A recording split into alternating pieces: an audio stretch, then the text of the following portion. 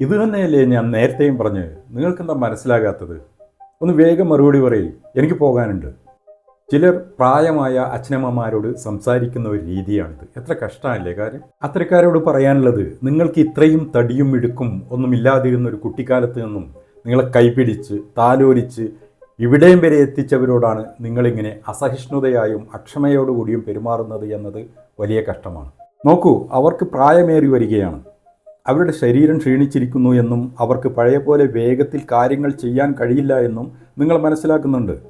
എന്നാൽ നിങ്ങൾ പുറത്ത് കാണാത്ത അവരുടെ ബ്രെയിനിൻ്റെ, അവരുടെ നാഡീവ്യൂഹങ്ങളുടെ, അവരുടെ ഓർമ്മകളുടെ എല്ലാം പ്രവർത്തനം മന്ദഗതിയിലായിരിക്കുന്നു എന്നത് പലപ്പോഴും പലരും പരിഗണിക്കുന്നില്ല.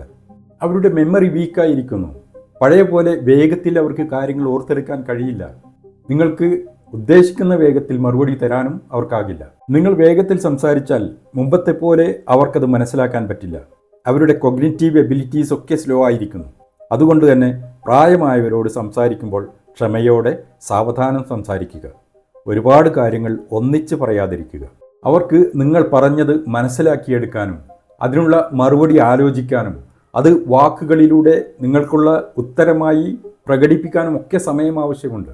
അവരുടെ ബ്രെയിനും നെർവസ് സിസ്റ്റവും ഒന്നും നിങ്ങൾ വിചാരിക്കുന്ന പോലെ ഫാസ്റ്റ് അല്ല ഇപ്പോൾ. അതുകൊണ്ട് തന്നെ അവർക്ക് മറുപടി പറയാൻ സമയം കൊടുക്കുക. നാളെ നിങ്ങളും നേരിടേണ്ടുന്ന ഒരവസ്ഥയാണിത് എന്നത് മറക്കാതിരിക്കുക. അവരുടെ വർക്കിംഗ് മെമ്മറി ക്ഷയിച്ചിരിക്കുന്നത് കൊണ്ട് ഇപ്പോൾ നിങ്ങൾ പറഞ്ഞ കാര്യം പോലും അവരുടെ ഓർമ്മയിൽ തങ്ങി നിൽക്കണമെന്നില്ല. പലർക്കും ലോങ് ടേം മെമ്മറി വലിയ പ്രശ്നമായി കാണാറില്ല. അതായത് പഴയ കാര്യങ്ങൾ ഓർത്തെടുക്കാൻ അവർ അധികം പ്രയാസപ്പെടാറില്ല എന്നതാണ് കാണാറുള്ളത്. എന്നാൽ എപ്പിസോഡിക് മെമ്മറി വീക്കായതുകൊണ്ട് ഇന്നലെ കേട്ട പേരോ ഇന്നലെ പറഞ്ഞ കാര്യങ്ങളോ ഒന്നും അവർക്ക് പെട്ടെന്ന് ഓർത്തെടുക്കാൻ കഴിയില്ല. ചിലർ പറയും, ഇവർക്ക് പഴയതൊക്കെ നല്ല ഓർമ്മയുണ്ടല്ലോ, പിന്നെ എന്താ ഇന്നലെ പറഞ്ഞത് ഓർമ്മയില്ലാത്തത് എന്നതൊക്കെ.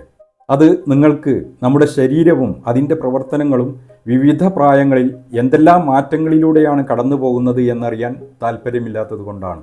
എന്നാൽ നിങ്ങൾ ഓർക്കേണ്ടുന്ന ഒരു കാര്യം, നിങ്ങൾ അവരോട് പറയുന്ന തീക്ഷ്ണമായ വാക്കുകളും അവരോട് കാണിക്കുന്ന ക്ഷമയില്ലായ്മയും അവരെ വല്ലാതെ വേദനിപ്പിക്കുന്നുണ്ട് എന്ന യാഥാർത്ഥ്യമാണ്. നിങ്ങളുടെ ഈ പ്രായമൊക്കെ കഴിഞ്ഞു വന്നവരാണവർ.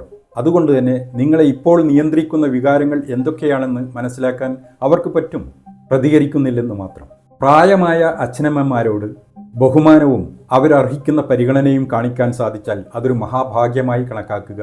അവരെ ചേർത്ത് പിടിക്കുക. ആർക്കും പ്രായമായവർ ഒരു ശല്യമായി തോന്നാതിരിക്കട്ടെ. Wish all of you a blessed life.